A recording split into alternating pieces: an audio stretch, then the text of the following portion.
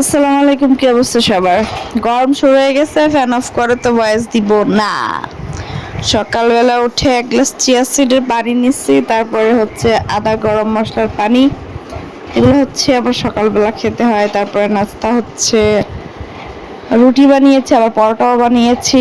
পরোটা হচ্ছে ছেলের চাচার জন্য, আমি তো খাবো ভাই রুটি। ডায়েটের মানুষ, ইচ্ছে করলেই কোনো কিছু হুটহাট খেয়ে ফেলা যায় না। এত কষ্ট করে যদি ভালো কোনো একটা ফলাফল পাই, যদি কষ্ট করে যদি ভালো ফলাফল না পাওয়া যায়, তাহলে কিন্তু ভীষণই কষ্ট লাগে। মনে হয় পুরা কষ্টটাই ফাউল, পুরো কষ্টটাই মাটি। তারপরে চালিয়ে যাই। 3 মাসের একটা টার্গেট নিয়েছি, দেখি এই 3 মাসে কতটা নিজেকে পরিবর্তন করা যায়। তো পরোটার সাথে ডিম পোচ দিয়েছি এখানে। আমার হচ্ছে এখানে কি, সকালবেলা আবার বাজার করেছিলাম, নাস্তা করার আগে বাজার করে নিয়ে আসছি কাঁচকলা, বেগুন, বরবটি, টমেটো, শসা, তারপরে আছে কিছু মাছ, কাঁচামরিচ, ধনেপাতা। তো মাছের মধ্যে এনেছিলাম হচ্ছে শিং মাছ। মাছগুলো বাজারে গিয়ে এত সুন্দর লাগছে, একদম পছন্দ হয়ে গেল। অনেকটা বড় সাইজের, আবার মাছগুলো খুবই তাজা, একদম ফ্রেশ মাছ দেখে বললাম সবসময় এমন মাছ তো পাওয়া যায় না, এত বড় বড় এত তাজা মাছ, তো আজকে নিয়ে যাই। তা আমি আবার ঢেঁড়সও আনছিলাম, কারণ গরমকালে আমার বাসায় ঢেঁড়স সবচেয়ে বেশি খাওয়া হয়।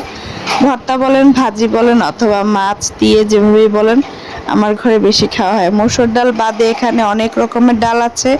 মসুর ডালের প্রবলেম, তাই ডাক্তার নিষেধ, মসুর ডাল খাওয়া হয় না। কিছু পেয়ারা এনেছিলাম, আর সাথে এনেছে হচ্ছে কিছু মিষ্টি বড়ই। বড়ইগুলো এত মজা, পরে তো আর বাজারে যাওয়া হয় নাই, আর আনাও হয় নাই।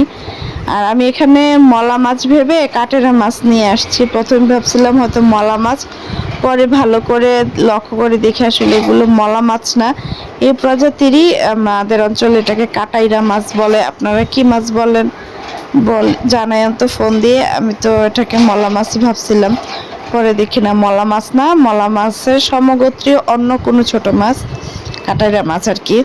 দুপুরবেলা খাওয়া দাওয়া, ছেলেকে কাঁচকলা দিয়ে শিং মাছ দিয়ে রান্না করে দিয়েছিলাম, আর টমেটো দিয়ে ডাল রান্না করেছি, ওটা দিয়েছি। আর ওকে জিজ্ঞেস করছিলাম ও ছোট মাছ খাবে কিনা, ও বললো ও নাকি ছোট মাছ খাবে, সেজন্য ওর পাতে কিছুটা ছোট মাছও দিলাম। ও শুধু বেছে বেছে ছোট মাছগুলাই খাচ্ছিল। আমি তো প্রথমে ভয়ে ছিলাম, ছোট মানুষ ছোট মাছ খেতে গিয়ে আবার গলায় কাটা না বিঁধে ফেলে।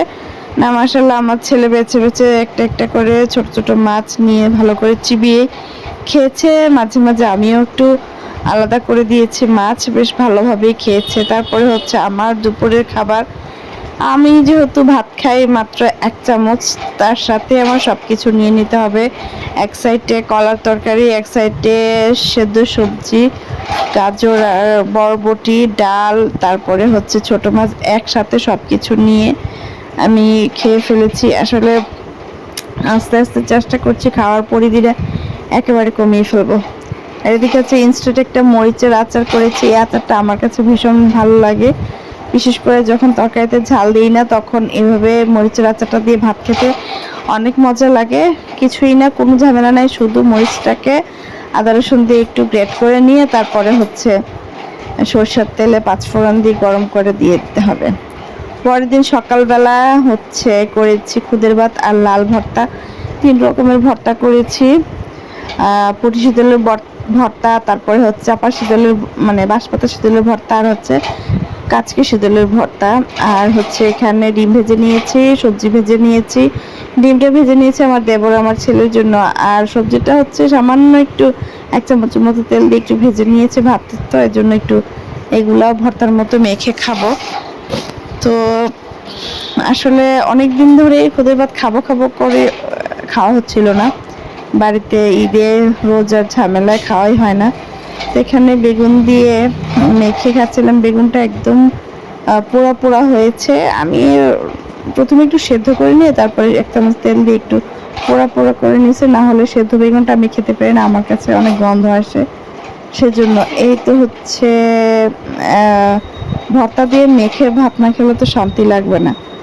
তারপরে হচ্ছে কিছুটা পেয়ারা মেখে নিয়েছিলাম। পেয়ারাগুলো আনছিলাম গত 2 দিন আগে, পেয়ারা আনছিলাম, খুবই মজা ছিল, সেই লোভে এনেছিলাম আরও পেয়ারা, কিন্তু পেয়ারাটা একটু পানসে ছিল, সেজন্য একটু মশলা দিয়েই মেখে খেতে হয়েছে, কারণ এমনিতে খালি একদমই মজা লাগছিল না।